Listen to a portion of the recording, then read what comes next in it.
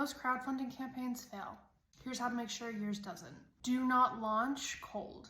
You need to start building momentum for your crowdfunding campaign before it's launched, even if it's just through your cast and crew and them telling friends and family, who unfortunately are going to be the people that are most likely to fund your project. Start talking about crowdfunding a few months before you launch so that people are prepared to be asked for money before it happens. Tell a human story about why you're asking people for money.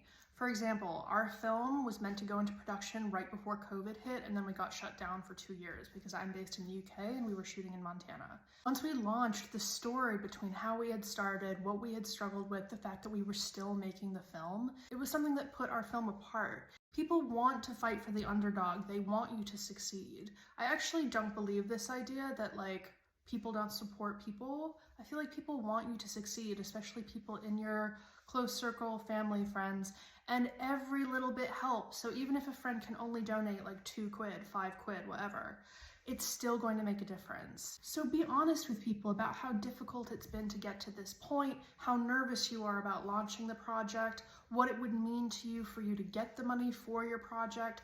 Be honest and tell a story through your crowdfunding as opposed to just asking people for money.